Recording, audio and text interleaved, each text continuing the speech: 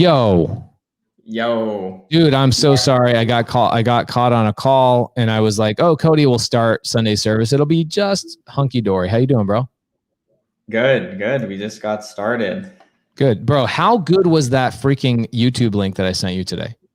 Dude, it was awesome. I listened to that as I was packing. As you can see, my shelves are all empty. But that was great. I mean, I never really thought of the concept of the storytelling. I mean, just how much of a science it really comes down to for people to be able to respond and, have a reaction to it. That was really good. And then just a lot of good tips on hiring too. The hiring thing. So here's what happened. When I first started listening to that podcast, I was listening to primarily the hiring piece and it caught me and I got interrupted. I had something else pop up.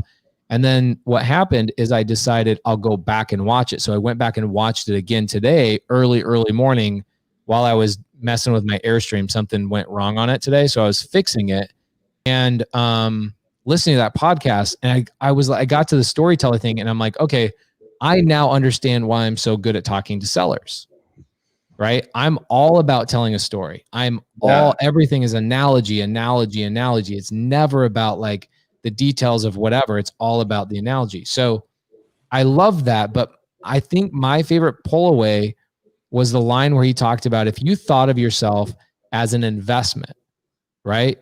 Mm-hmm. So if you're an employee of a company and you think of yourself as an investment and you're getting paid $50,000 a year, your job is to make $500,000 a year for that business. Otherwise, you don't deserve a raise, right? Yeah. That's essentially what gets you noticed is you to take true ownership. And then the second thing I took away was the victim versus hero mentality of like, I'm going to be a victim or I'm going to be a hero. Yeah. Right. And then like drama, de-escalation and stuff like that. I was like, dude, this is so absolutely good. That was amazing podcast. Yeah, no, that was great. And then, one of the other big takeaways as far as, the different ways that we promote and market the different, products and services that we do, was that it's important to have, for you to be a guide, not the hero. When you're marketing to people, it's not you're so great and look at me. It's guiding. It's like showing someone how to guide them to them becoming the hero, because that's what people really want, is for them to become the hero. So I thought that was a really, really great point as well. Right. And I think that was what I was leading into, is that exact thing. Like we have 150 people watching right now between YouTube and Facebook. Guys, welcome to Sunday service. I showed up a couple of minutes late. Cody and I are referencing and talking about a podcast that I watched today. I shared it with him and I was like, I hate when people share stuff with me because I kind of like getting into my own rabbit holes and my own wormholes. And I know Cody does too. So I was like, bro, like this is when you just need to watch all the way through. Don't stop watching it. Watch it all the way through. And for me to take notes on something means something, because I typically will remember things. I put it to action very quickly. But this is one where I was like, I do not want to forget to take any action on any of these items. So what we're talking about is primarily how to get your sellers to do things for you, or how to get your sellers to move forward, or how to get any product sold. And it talks about how to be the guide and how to make your seller the hero. And so anyway, that's what we're talking about. Guys, thank you so much. Here's the podcast right here. I'll give it to you guys. It's a YouTube link. Just send it to you over there. Valuetainment, really, really good channel that I subscribe to. Amazing. Where's everybody at? We've got 150 people watching between a couple YouTube channels, a couple Facebook channels. Usually we get about 300 to 350 people watching Sunday service, but I think it's a holiday weekend and people are camping and all that kind of stuff, so it might be light. My suggestion is we talk about a few things that are going on in our business, and then maybe we answer some questions for you guys on the creative finance side. If you guys have questions about creative financing, this show was started all about doing deals and helping people do more deals. And so we want to help you guys do more deals.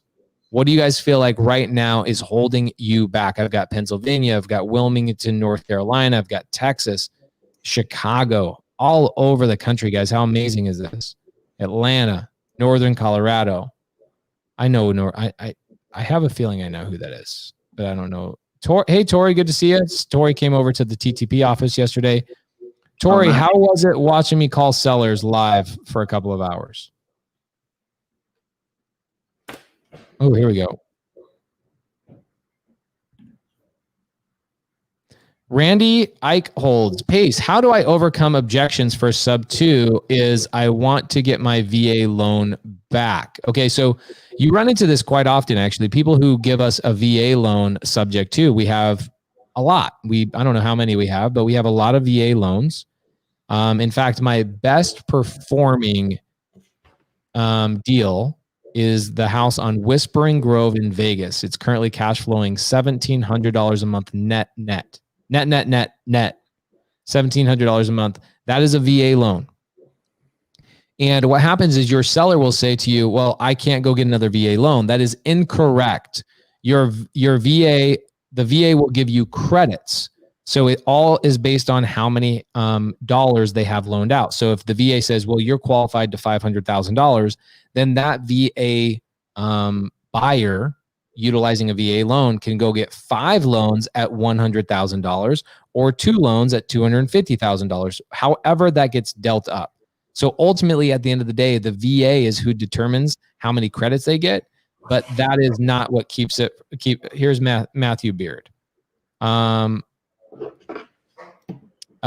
Jody Ann, have you ran into a seller that says they don't want to leave their homestead exemption? Let me know. I would like to hear about that. Roger Bremer, love that. Okay, so Daniel Quano, I get close to the finish line. Finalizing with the right solutions, resources has been my biggest hurdle today.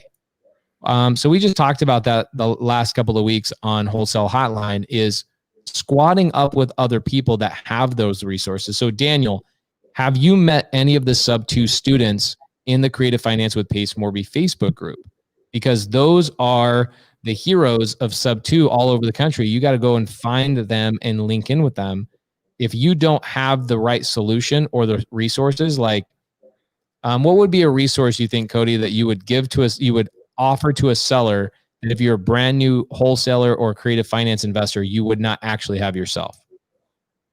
I mean, a HUD of a completed transaction in your name. I mean, maybe proof of funds, right? Yeah, proof of funds. But the thing is, like, sellers don't really ask for. I mean, I can think of all the deals we've done this year. There's less.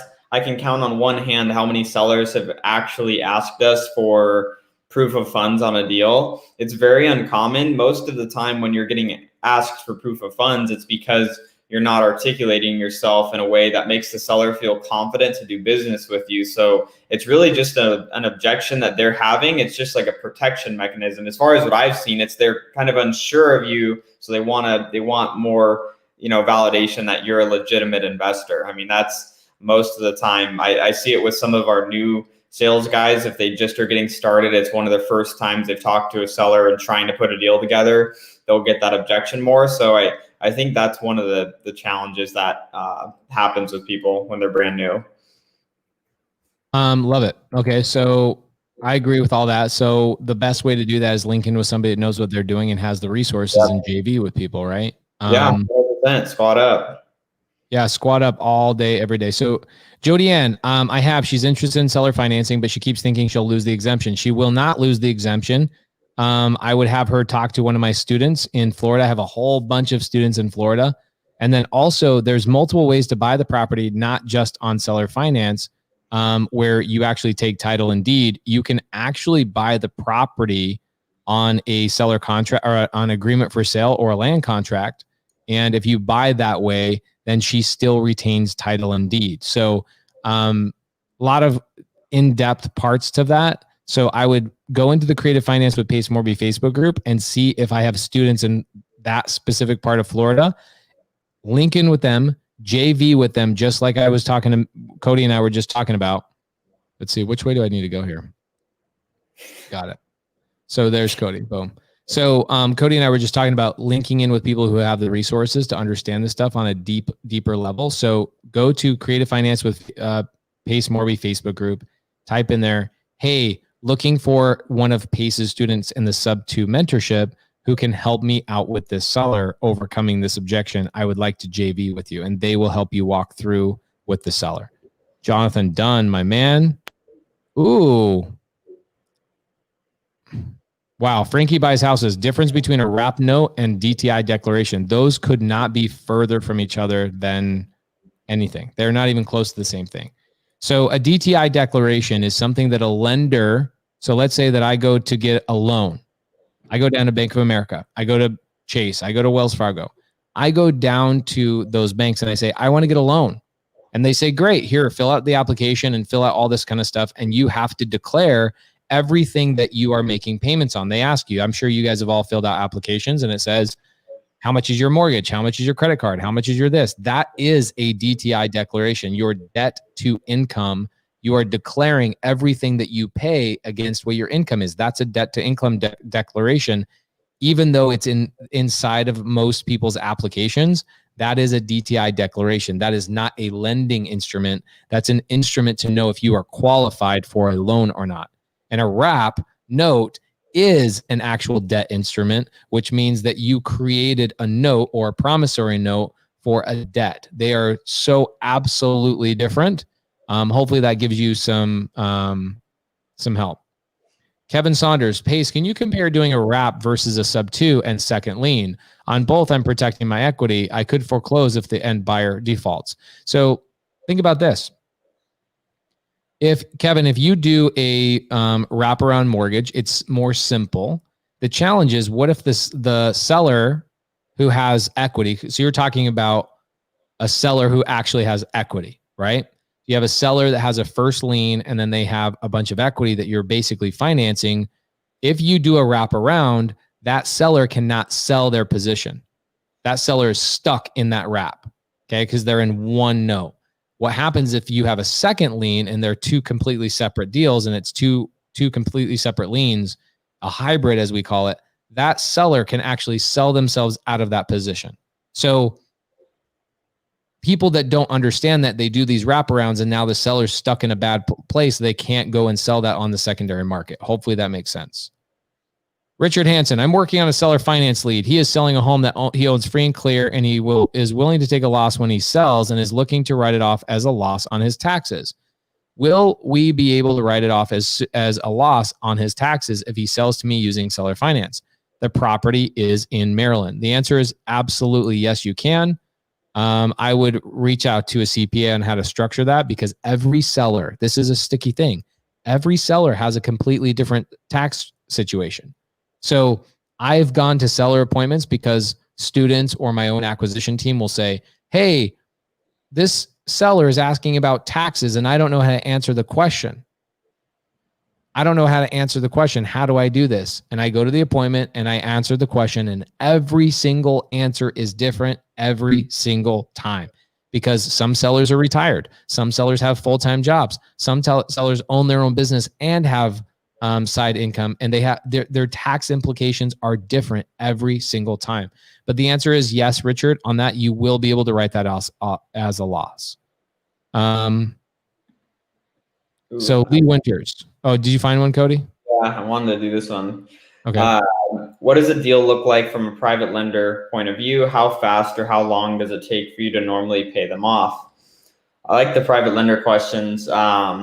I mean, as far as it really depends on the deal. And I know Pace can elaborate on it a little bit more too, but every private lender that we have has a little bit different of goals that they're looking to accomplish. So what it comes down to is identifying what that lender's goals are. We have some lenders that they just want to be in and out of deals fast.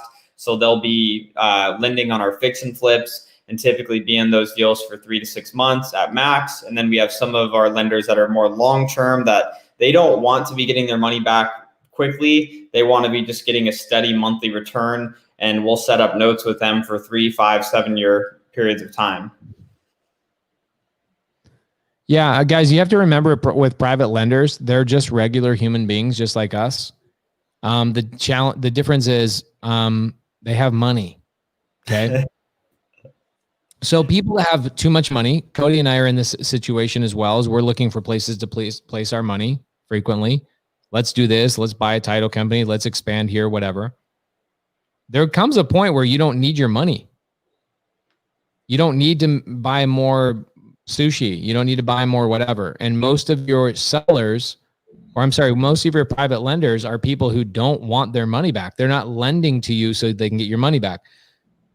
We're not talking about going to your brother and saying, hey, bro, can I borrow $5,000? We're talking about going to somebody who has a surplus of cash and is looking for somewhere to put it.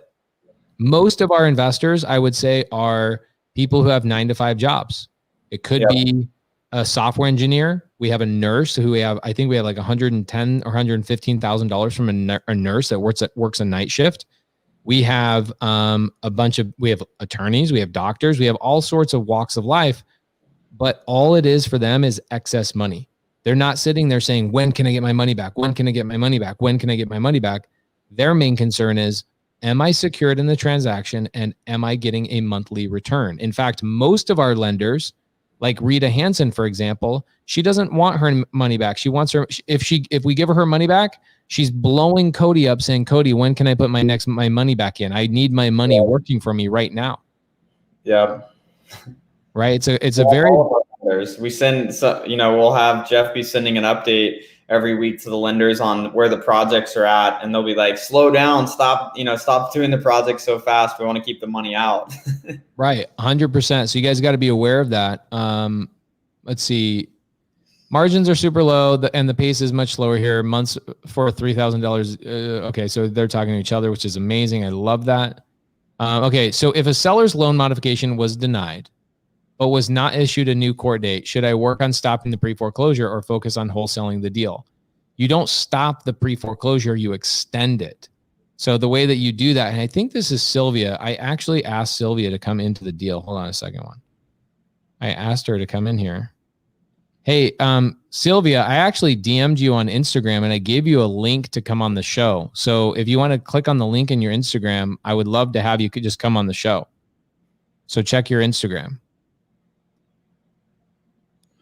With private lenders, do they get any tax benefits? They do not get any tax benefits at all. We are the owner. We own the property. They are the lenders. They get no tax write-offs. They get no depreciation. They get none of that. I need to find private money lenders. What's a good way? Open your phone and start texting your friends. It's literally that easy to get started. So here's the thing is everybody that asks me how to get started raising private capital has literally never asked one person to get some money from them. So the best way to do that, here's the best way to do it. If you guys want a quick tip, I'm actually creating a whole mini course all about raising private capital and how I do it. And that's one of my probably top 10 jobs at our company is raising the private capital. But so one of the best ways to do that is for me, I could go and text 50 people right now. In the video, I could text them a video. If you have an Android, sorry, but on an iPhone, it's a lot easier to do this. I can do a video. I can say, hey, I'm standing at one of my buddy's projects. I want to do more of these types of projects, and I'm looking for somebody to lend money to me. Do you or anyone you know have any interest in either partnering up with me or lending money on some of these upcoming deals I might get my hands on? That's it. Never once did I say it was my project. Never once did I say I have a ton of experience. I just said, hey, I'm on my buddy's project and I want to do more projects like this. It's not that hard. Send them the video so they can see real tangible proof that you're connected and JVing with people, and you're not JVing with people, but you're squatting up with people that have experience. And if in the back of your mind, your answer is, oh, well, I don't have any friends like that. Okay, well, why not? Here's Sylvia.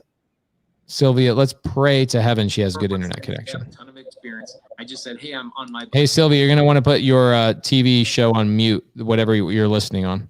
Okay, I just did. Hi, we're not going to get to see your face? Oh, my goodness. I'm not video ready. Okay, that's fine. So what's your question? Okay, so I messaged you about this deal I'm working on. I guess I'm just asking. I thought I'd get you one little piece of the question. So this seller, very motivated. He is in pre-foreclosure. He tried to do a modification. This is a investment property. Okay. However, the seller has not paid for 14 months. That's part of the reason why it's in foreclosure. But the modification was denied because the bank asked for the last 2 years of bank returns from the seller, but the seller hasn't, I'm sorry, not bank returns, but tax returns. But the seller has not filed taxes for 12 years. Well, while that happened, they did not get a new court date. So right now he does not have a court date for pre-foreclosure. He's motivated to sell. My exit strategy is wholesaling it. Okay. And so I'm just trying to figure out like what's the best process. I've heard a couple of different scenarios. I've heard, okay, get a purchase agreement, send it to the bank, that'll stop, or extend the foreclosure, or do the Chapter 13. That's probably something. That's probably something you heard in the mentorship, is because Rochelle Jarvis, who is our transaction coordinator, she does that for a lot of the students, is that when they have a foreclosure situation pending, she will help you get a purchase contract on the home. She'll then take that contract, go to the trustee. She'll extend the foreclosure out. In this situation, it doesn't sound like there's a new court date anyway, so I'm not sure that process is needed. What I would do is just get the contract and work on wholesaling the deal. Do you feel like you have enough meat on the bone for this to be an actual deal? Yeah, I definitely think it's a deal. The seller doesn't need to make anything from the deal. He's dealing with cancer and stuff. He just wants to be done with this house. So according to the seller, he believes the payoff amount, the full payoff with arrears is about $480. The house as is probably $650. The houses in the area, so a house similar to it sell for $750. So Sylvia, why would the seller not just list this with a real estate agent like 4 or 5 months ago? Yeah. I don't know why he hasn't, but he hasn't. He has not listed it. Okay. So most of the time when we have a seller in this situation, I'd say 8 out of 10 times, it's because the value of the home is not $650. No seller is that motivated to let go of a house that's worth $650 as is to you for $480 and leave $170,000 on the table. There's no human on planet Earth that would do that. There might be some reason why, but I'm sorry, I just remembered the reason why. I don't know how I forgot about this. So his tenant, which is his friend, he did a lease option with him 11 years ago for 1 year, and then it transitioned to month. Anyway, long story short, he hasn't been paying. So he hasn't been able to do anything. But now the idea I have is we can look at this as abandonment simply because the seller actually has not been at the property for the last 90 days. Right. So the lease option tenant hasn't been at the property for 90 days? Yes, and the seller knows this because his house is about 150 feet from the house, so he can see all the comings and goings, and he has not seen this guy for 90 days at least. What I would do, Sylvia, is I would go get the contract and I would get a 20-day inspection on it. And I would, what city is this in? North Carolina. Well, the city is, Mint Hill, which is a city in North Carolina. Yeah. My question is, why don't you have this contract yet? Because I've been nervous on what to do. Yeah. Go get the contract. Okay. I'm actually going tomorrow, going to his house tomorrow. Yeah, I go get the contract, get a 20-day inspection period, and then during, on me in the mentorship, I'm always doing 12 to 20 hours a week of, Q&A, and then we've got the Facebook group and all that kind of stuff. But sounds like just you need to get a contract and then have everybody help you find a buyer. Okay, and one other thing he brought up, he mentioned that he's had a few buyers come interested in buying, but they didn't want to deal with the tenant. And so my thought was, what if I got it under contract and then reached out to these buyers? What do you think about that? With that kind of a spread, there's going to be 100 other types of buyers as well. But yeah, I mean, if the seller already says he has other buyers, the likelihood, I'm going to give you a secret, and everybody that's paying attention, real buyers, like Cody and I are real buyers, but real buyers very, very, very, very, very rarely actually communicate with a seller. So Do you think the people talking to that seller that are like, oh, I'll buy it, but the tenants aren't in there, do you think they're real buyers, or you just think they're other wholesalers? Yeah, I don't. It could be either, I guess, or No, probably. it could not be either. Okay, It is it's one wholesalers. thing. It is wholesalers, because cash buyers, every single one of my cash buyers does not know how to reach out to a seller. They don't even know what the word skip tracing means. Got it. I'm dead serious. Real cash buyers are not on Facebook. They don't waste their time on Facebook. Whenever you see somebody post a deal on Facebook and they're like, "Hey, I've got a deal. Who's a buyer for a deal?" Blah blah blah blah blah. And you see 30 people reply. That's 30 wholesalers trying to co-wholesale that deal. Got it. They're not on Facebook, and they're not busy reaching out to sellers. Okay. 99.9% of the people that are talking to sellers are what? Wholesalers. Wholesalers. So when I see here's, I did this. I've been doing a bunch of one-on-ones this week. It's been so eye-opening. I had a guy that was like, "Yeah, man, I've done a couple of deals, but I still haven't completed a transaction." I go, "Okay, so what's the first name of your best cash buyer?" And he's like, "Oh, I don't have one." And I'm like, "Okay, if you're in a position where you're out talking to sellers and you don't know the name of a cash buyer," and I think, Sylvia, you're kind of like in multiple markets, right? Well, I'm focusing mostly the Carolinas. Okay, so if you're in the Carolinas, you absolutely should know a cash buyer by their first name.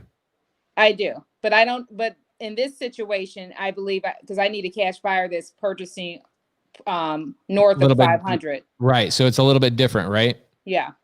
Okay, so but in a normal scenario, let's say in a normal price point, not 650 or 700. Right. You really need to be in a position. I know this about you, Sylvia. You probably have Bobby or somebody else in the Carolinas that are a buyer. Yeah, actually, right now I have about 8 buyers. Well, there you go. Perfect. So you're doing the right thing. Most people waste so much time throwing deals on Facebook. That's not where buyers are. Buyers are on their projects and raising capital and managing their construction crews, and they're waiting for a text from you, right? Yeah. So I don't think that any of those guys with this seller are an actual buyer. I think they're a waste of your time, but it doesn't mean you shouldn't squat up with them and say, "Hey, it's okay if you want to try and co-wholesale this house for me. I'll give you an opportunity to try and co-wholesale this, but I can guarantee you they're not real buyers." Got it. Okay. And can I ask one other question concerning this? I mean, you're already here. You always ask more than one question, Sylvia. You always, Okay, so with this property, it's a total of 10 acres. Remember I said that his house is about 150 feet away. That's because his house is on this property. I'm not sure how complicated it gets when you have to divide up the parcel, because it is on one. As far as I know right now, I did my searching. It looks like it's on one parcel, and that's what the seller said as well. So the house he's living on is also where the house he lease optioned was on the same parcel. Yeah, so it's 10 acres. So the subject property is about 5 acres. It takes up about 5 acres, and then his property takes up about 5 acres. I can tell by Cody's squinting eyes that he's saying you're missing information. There's something you're not telling us. Yeah. Well, no, I don't know. What do you think I'm not telling you? Well, what's your question? I think that maybe that's it. What's the question? How difficult is it in this situation? Because obviously I guess it needs to be divided, the parcel.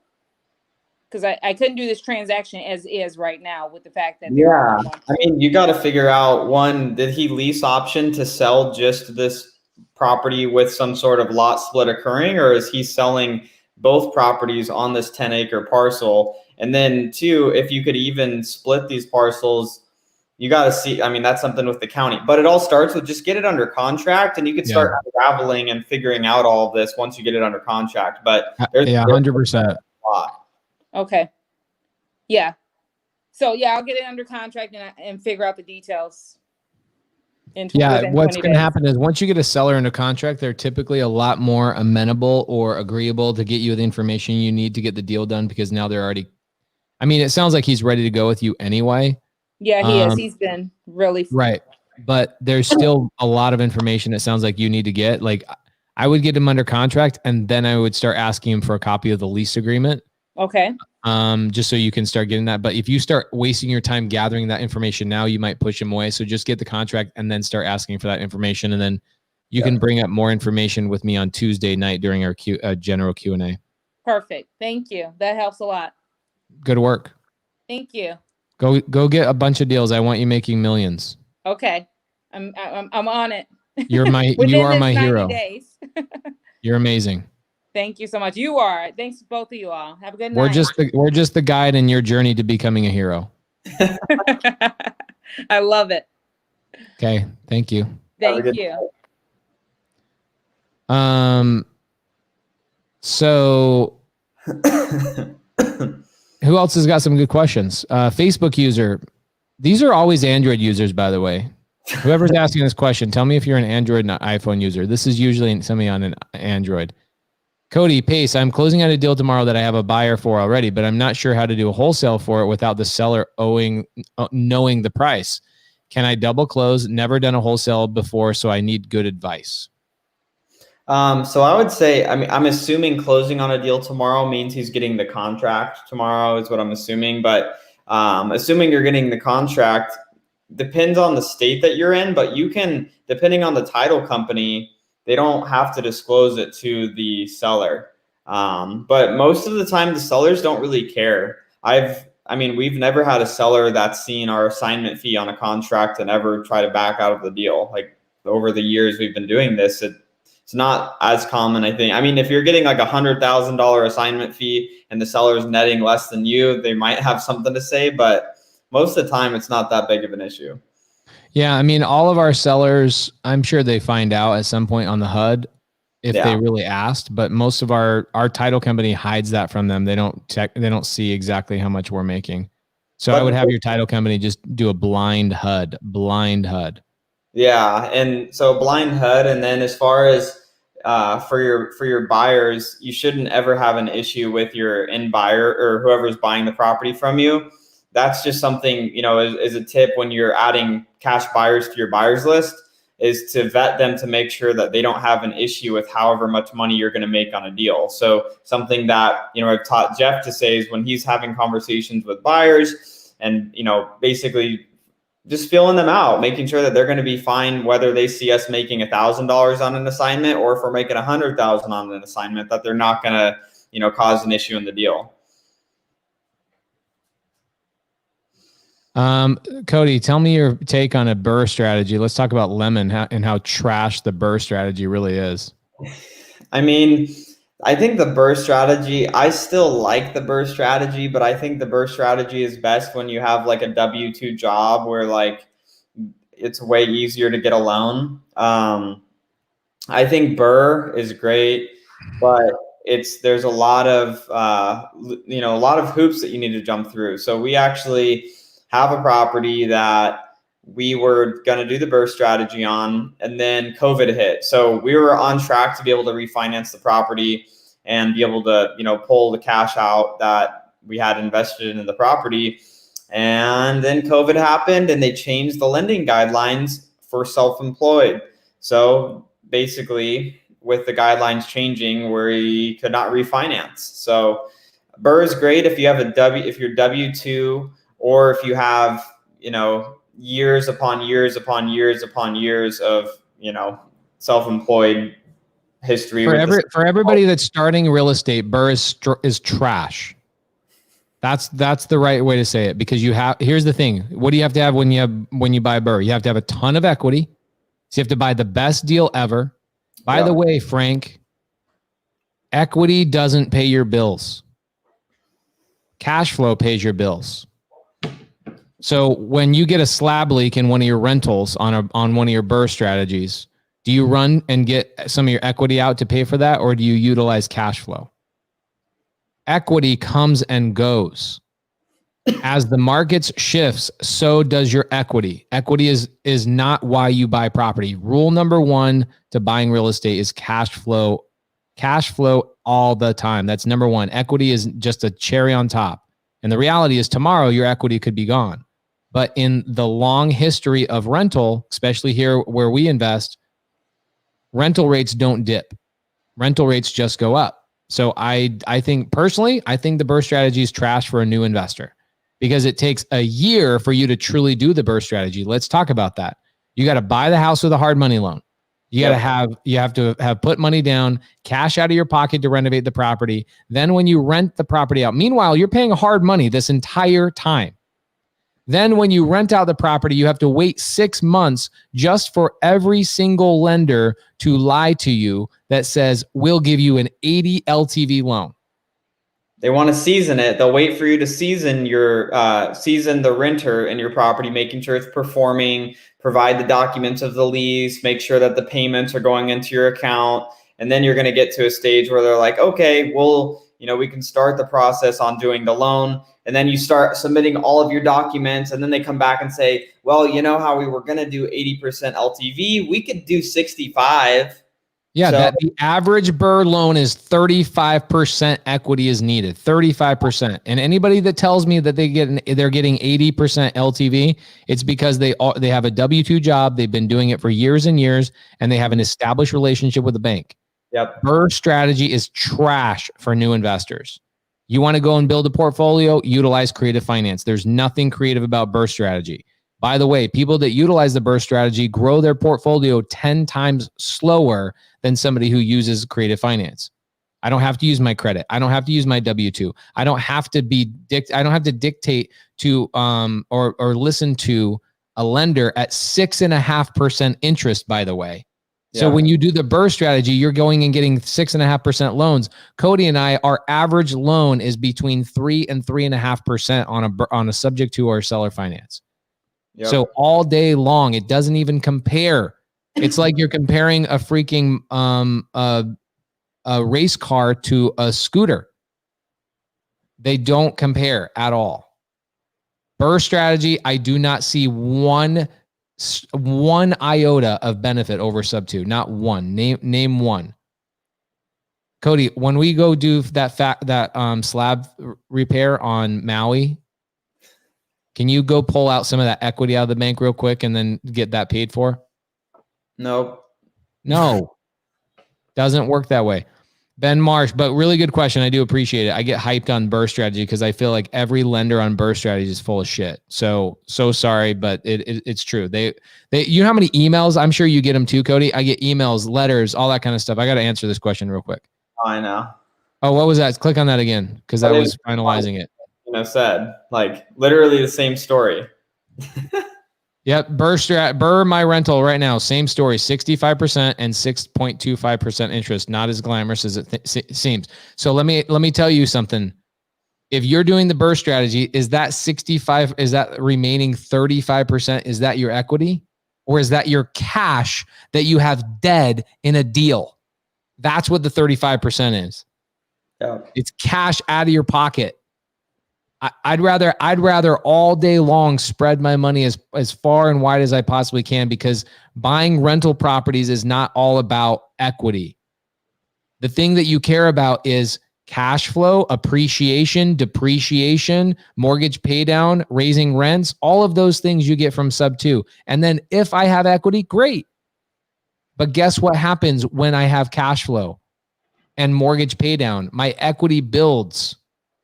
I would much rather buy 4 properties with the same amount of cash as go through a 2.5-year cycle to buy 4 rentals utilizing the BRRRR strategy. Sorry about that. Going on a tirade. Obviously, you can see how I feel about every lender that tells you they'll give you 80% LTV. They're full of it. Hey, Pace and Cody, I'm in the mentorship, have a deal under contract in Wisconsin and found a title company up there to do that closes sub 2. The title company is recommending me to do a land contract instead of switching the deed over to an LLC. What's your take on that? If you buy it on a land contract and you do not take deed, you also don't get what's called fee title, which means you do not have the ability to depreciate that asset. One of the most important parts of buying long-term properties is the tax benefits. So if you own it on a land contract and the title and the deed, what they're trying to tell you is that they don't understand the due on sale clause. And they're saying, oh, you know what, maybe we're kind of afraid of the due on sale clause. Let's just do the deed.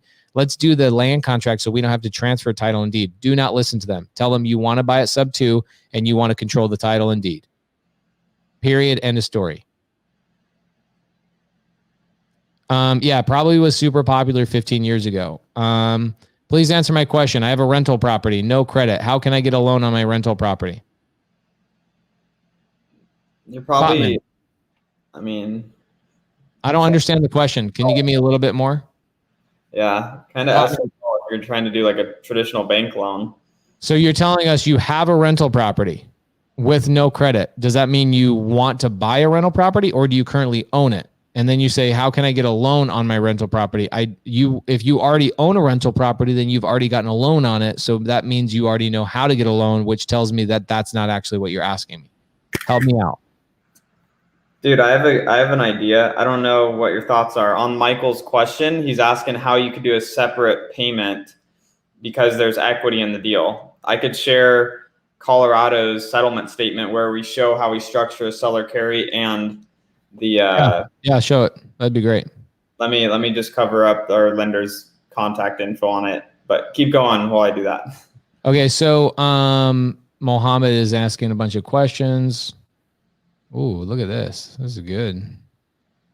Gino says Pace is definitely passionate. I'm pissed, dude. We get so many people that are like, we can lend 80% LTV and 4% interest. It's never happened. It's never happened. People that profess the burst strategy, we've got 270 people roughly watching right now. So 270 people watching right now. The majority of the reason why you guys are watching is because you guys are trying to make a change in your financial history. You're trying to cash flow. You're trying to figure out how to get out of that rat race. You're trying to figure out how to make money. I can tell you the burst strategy works for people that want to buy one rental every 2 years and they want to go through the aggravation and the headache of buying a property. You have to get qualified from a lender. You have to put money down. Your interest rate is 6.5% interest. It is a slower way to build your portfolio. Yeah, seriously. We're paying hard money lending. We're paying a hard money loan on Lemon right now, which is why I'm pissed off. Good credit too. No credit. Yeah. Okay. Got it. Burr my rental now. Same story. Yep. Okay. Gino, we already touched that. The captions on Facebook say Burr strategy when you say Burr. That's funny. Question about a deal. No probate was done. Heading the affidavit of heirship route. Property has 3 heirs. Heir 1 got under contract with me and then passed away. The 2 other heirs never signed. Okay, well then, if you never had the other 2 signed in the first place, you never had a contract. In the contract, heir number 1 identified herself as the name. Okay, well then that counts. The other 2 heirs, after their sister died, they decided to sell to another buyer. What do you think I should do? You actually have legal recourse to go and file a memorandum on that property and stop them from selling that house.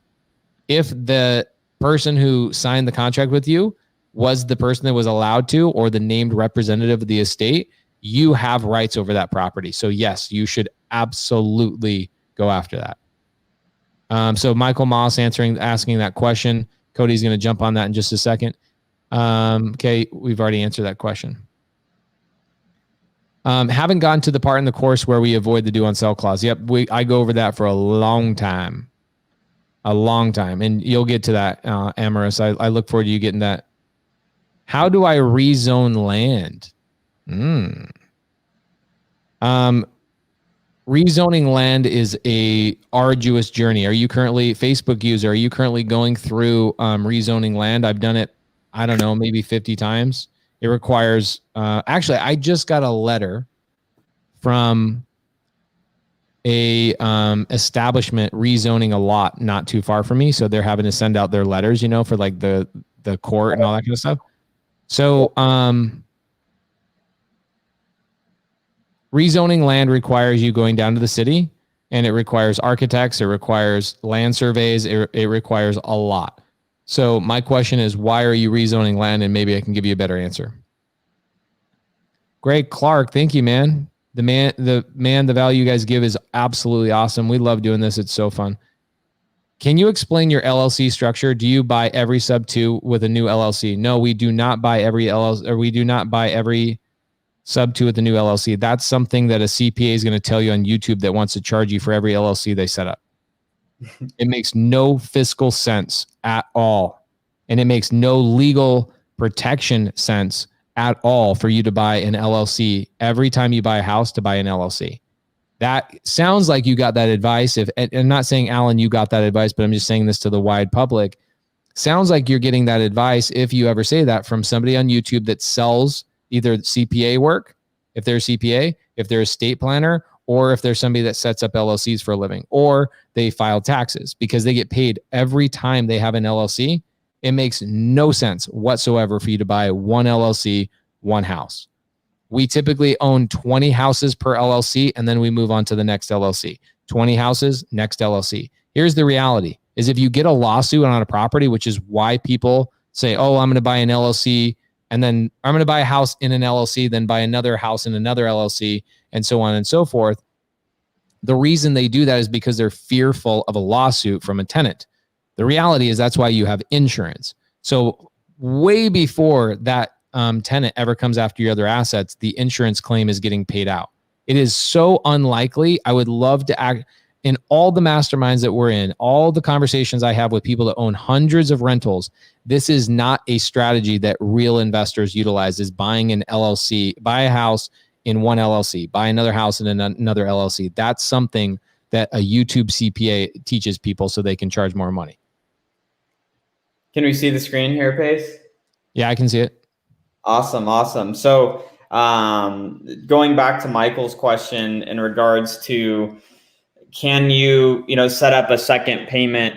So say if you're in a situation where you have a seller that they have a lot of equity, they're willing to let you take over their loan subject to, but they have a large chunk of equity that wouldn't make sense to give them, say, 50 grand, 60 grand down.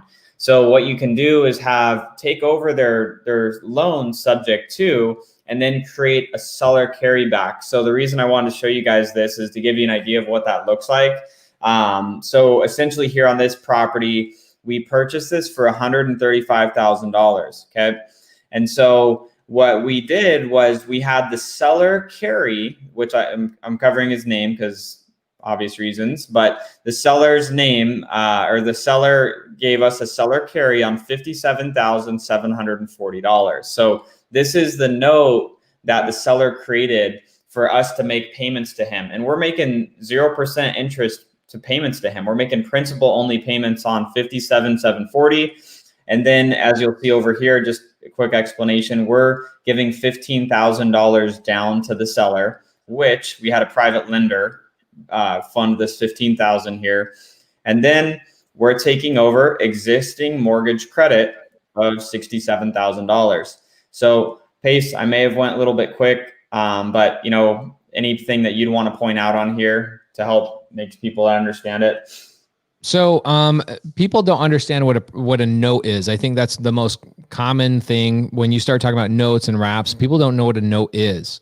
Mm-hmm. So the way I tell people what a note is, it's a fancy IOU. So Cody, if I owed you 50 grand, we would create a document called a promissory note, meaning I promise to pay you what is written on this note. Yep. A note is I'm literally something I notated is a note. So a promissory note. And because investors like to confuse new people, we call that a note. And then people have no idea what the hell we're talking about, which is why you have to come on Sunday service to learn all this shit. So it's a promissory note. Okay. It's a fancy IOU. It just means, hey, I owe you $57,000. So yes, we buy houses subject to, which means we take over their debt. And then they have equity of $57,000 as well. We have that seller create a fancy IOU saying Pace and Cody owes the seller $57,000 in a fancy IOU, and they will then finance that to us in a second payment. We call that the hybrid. Some people call it different things, but that's the hybrid because you actually have two separate notes. Hopefully that makes sense. Yep, Tori knows the drill. Good student. Okay. So a couple things. I think we shouldn't go too long tonight. I think we should do a couple things. I think this last week, who came here because they wanted to get a one-on-one with me this coming week because of the 990 challenge? Type in 990 if you guys came here for the 990 challenge. Oh yeah, we gotta share that again. So, guys, give me a type in 990 if you're here for the 990 challenge. We have about, I don't know, just shy of 300 people. Let's see, we got 990. So, who wants me to give them a one-on-one this week? I gave out 14 of them last week, 30-minute one-on-ones. Every morning I did 2 of them. back to back 30 minutes for the last 7 days. And I promised myself I would do that for the next 90 days as part of the 990 challenge. Okay. So who's here for the 990 challenge? Look, I love this. This is so great. This tells me we're not doing a good enough job. Racina is asking, what is the 990? I must have missed it. Cody, tell me what the 990 challenge is. All 9 steps. Okay, so guys, the 990 challenge is a challenge that Cody and I get a lot of DMs in our Instagram, our Facebook, our YouTube, our emails, everything. And the number one question that we get on a daily basis is, how do I get started? How do I get started? How do I get started? How do I get my first deal? How do I get started? How do I get started? How do I get started? Now, on creative finance, I personally think a sub 2 or seller finance is way easier to get than a wholesale deal, and you can make just as much money short term as you can wholesale, and you make way more money long term than you can wholesale for sure. But we decided to make a challenge called the 990 challenge, where you have to complete 9 steps, 9 activities for 90 days straight, and that guarantees you'll get your first deal. Now, I don't need to get into all the items, but item number 5 is driving for dollars 30 houses every day, utilizing an app called batchdriven.com. Okay, so batchdriven.com/990 for anybody that wants to join the challenge. Basically what it is, I don't get paid on the 990, by the way. I'm not promoting that at all. Kyle, by the way, Kyle says, great. One-on-one was great last week. Kyle, thank you, bro. I do appreciate that. Kyle, did I try and sell you anything on that call, by the way?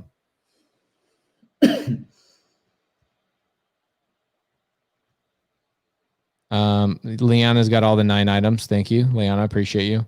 So here's what we're going to do. Can I transfer my information and numbers from batch leads to batch driven? Yes, you can. You can upload those to a driving route or whatever you want to do. Yep. Absolutely. Okay, so guys, here's what I want you guys to do. We're gonna give away the 14 one-on-one calls for the day. But where are we gonna post the 14 the link for the calendar link? Where are we gonna post that? Does anybody know where we post that? Zachary, same thing. Zachary, my dude Zach in DFW, solid guy. Where are we going to put the link to the one-on-one calls? Does anybody know? Cody, why don't you talk for a minute so I can recreate the Calendly link? Give me like 2 minutes. You might want to talk about 990. You might want to talk about batch driven. You might want to talk about whatever. Everyone's getting on it. Yes, it's the batch driven Facebook group. So what's going to happen is you might want to give them a link to the Facebook group. I'm on it. Cool. So what's going to happen is Pace is going to set up a Calendly link specifically to be able to set up a one-on-one call with him directly. For you to be able to get access to that link, you have to join the Batch Driven Facebook group. So I'm going to post the link here. Here we go. So if you're not already in the Batch Driven Facebook group, make sure to join that Facebook group. And then what Pace is going to do is share in that group the Calendly link. There's only 14 slots available for the next week. And last week, it literally, I think it was within like 15 or 20 seconds, it was gone. Like all the spots were filled up. So if you're not already in the Batch Driven Facebook group, the link is right there. Join the Facebook group, and then we're going to post the Calendly link in that group. And if you guys are ready, just comment ready, and we'll go ahead and get that posted in the group. I'm going to see if I have any questions here. Did the sign up for the one-on-one sign up for calls go yet? I want in. Guys, make sure you're in the Batch Driven Facebook group. That's where you're going to be able to get signed up for that. All right, guys. So in about 1 to 2 minutes, right at 8 o'clock, I'm going to drop the link for the calendar link for Monday through Sunday. And then what Cody and I are going to do is next week. Cody, what do you want to talk about specifically? I think we should start making a topic about Sunday service. I think what we should do is make it all about one topic and let people ask questions about that topic. Should we jump into lease options? Should we talk about novation agreements? Should we talk about assigning a sub 2? Should we talk about lead generation? What is it that you guys want us to talk about next week in the next week's Sunday service? Yeah, comment below. I'm really curious to see what people. I mean, I automatically go to like, yeah, lead gen, because that's. I mean, I love that. I love that side of the business. But let's see. What do you guys need the most? What do you need help with the most? The one-on-ones are not for students. Pace is doing something special for the students. Aren't you doing something else for the other students? Yeah, 30 hours a week of my life goes to them. And then also I've been giving 7 one-on-ones a week for an hour to my students every single week as well. So I'm doing so the 990 challenge specifically requires me to help somebody that I've never helped before. And with the students, as you guys already know, is we get a lot of people talking about how powerful and amazing that mentorship is. So my students have been given way, way, way above and beyond the value they paid for. But I'm still giving more every single day. But this specific 990 challenge is all about helping people who I've never helped before. It's a challenge I created. So this is to help people that I've never helped before. Sarah says, when do you get some sleep? Usually when I'm driving. I'm adding everyone into the batch driven group. Awesome. So guys, if you're not using batch driven, we are doing this for the 990 challenge. 240 requests for the 990 videos, only 104 on batch driven. Guys, who is trying to get on a one-on-one with me but is not generating leads and then still hasn't signed up for batch driven? Yeah, you can't even do the challenge without it. It'd be like not going to the gym. It's not doing all of the steps. Should we talk all about the due on sale clause next week? Seems like it's a constant thing that pops up all the time. Yeah. All right, guys, do me a favor. Go to batchdriven.com, use the code 990. It's the way that we can tag you. Here's what we're doing with the 990 challenge. In about 1 minute, I'll drop that link. The 990 challenge is me driving for dollars personally every single day, 30 houses a day. On Friday mornings, Matthew Beard and I are doing a live where we pull those addresses, we skip trace them, we reach out to them on text and call, and then any money we make from this endeavor, we are going to put it in a pool, and we're going to pay for people's flights, hotels, etc., to come out to Phoenix, meet with Cody, Matt, myself, and see how these businesses are ran, spend half a week with us, and we'll put you guys up. That's going to come from the 990 challenge. We're going to give all the money away. We're going to give all the money away to impact and change somebody's life. So if you are not following the 990 challenge in terms of you're not on batchdriven.com using the 990 code, you will not be eligible for winning that giveaway. So make sure that you sign up for batchdriven.com/990. And in January, we will be taking, I don't know, probably $20,000 to $30,000 in cash. And we're going to pay for people to fly out to Phoenix, spend half a week with us. They're going to see our team, how we operate, go on appointments with me, go on projects with me, all that kind of stuff. That will be the giveaway that we're giving from the 990 challenge. But you can't win if you don't enter. So batchdriven.com/990. By the way, how's Butler doing? The last giveaway we did, Butler, how's that going? It'll be done next week. So we just gave away a partnership to Keen.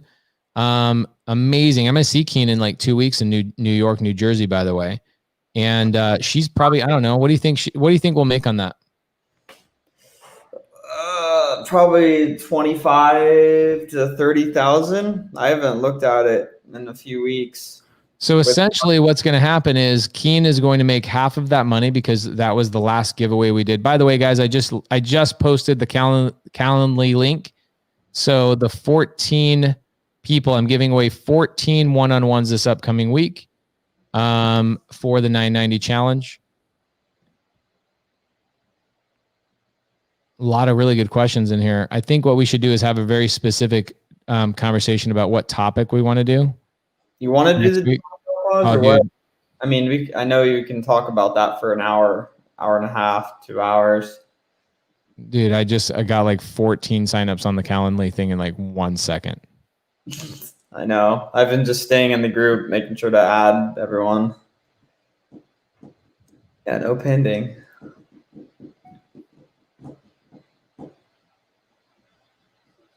Boom. The link is in the Batch Driven Facebook group, guys. People are cranking out on it right now. I posted it at 8:01, basically. It's probably already taken. Too late. Too late. I think next week what I'm going to do is I'm going to switch it up a little bit. I'm going to switch it up with people that are only in the Facebook group that are actually using Batch Driven to drive for dollars, because I think we have a few hundred people already. I think that Leanna, cool. I'd love to chat with you. That's awesome. Nice. Oh, wow. And Claudio. Hey. My guy, Claudio. That's amazing. I love Claudio. He's amazing. Still haven't seen it. It's too late. Chris Angel got a spot, dude. Filled up. I wish I knew who this Facebook user was, but yeah, you literally can't hesitate, guys. So here's what I'm going to do this week. Next week, what I'm going to do is I'm going to announce individually 14 people that are using Batch Driven. Oh, yeah, Michelle. So sorry. So Michelle Johnson, here's the thing, guys. If you guys are using Batch Driven next week, batchdriven.com, you guys are driving for dollars with us and following along on this challenge, I'm going to do is I'm going to pull out 14 people that are actively using that app, and I will give those 14 people, I will shout them out on Sunday service, name by name by name. So it's not going to be a calendar link. I'm going to name them one by one by one. If you are in the batchdriven.com 990 Facebook group and you are actually a user of the app, I will give you guys a Lee Winters. We'll see you next week. We're actually going to wrap this one up. So what we're going to do is we're going to have you guys next week. We're going to name 14 people who are using the app and following along on the 990 challenge. We'll get the following week's one-on-ones with me. 30 minutes in the morning, only one-on-one. I'm not sharing with anybody else. We can talk about your marriage. We can talk about your leads. We can talk about your sellers. We can underwrite your deals. We can talk about private money. We can talk about due on sale. Whatever it is in your journey you're having a hard time with, I will help you get over that hurdle and to the next step. We're not pitching anything. I'm not selling anything. Anybody that you've seen in the Creative Finance with Pace Morby Facebook group has talked about the value that these calls have been and how we're not pitching anything. We're just trying to help people. We're trying to help you become the hero in your own journey. Cody and I are just trying to be the guides in your journey. So, guys, we're going to wrap up Sunday service a little bit early because I've got both my kids here at my house. I want to go cuddle with them. I love hanging out with my little nuggets. And Cody's got to pack up his house to move to his new penthouse mansion up in the sky. So how do I join the 990 challenge if I already have Batch Driven? Freddie, go to the Facebook group and type in 990, and I will give you, I'll make sure you get switched over. Okay. What are the other 8 things? So Joshua Ferris, go to my Instagram page. You'll see the other 9 items. Okay. First time listener from Scottsdale, Arizona, Dustin. Cool, man. Thank you for coming. We're in Tempe, man. We should connect. So guys, thank you. We ended up having about 300 people watching live between YouTube and Facebook. Usually Sunday service goes about 2 hours, but we're going to cut this short a little bit. I look forward to having those one-on-ones with those 14 people this week. Last week was a blast. And then next week, we are going to announce the next 14 people that I give a one-on-one for the following week will be people I name their names outwardly on Sunday service, and they need to already be batch-driven customers. So we look forward to talking to you guys next week. Have an amazing, amazing journey. Cody and I will continue to be your guides in your journey to become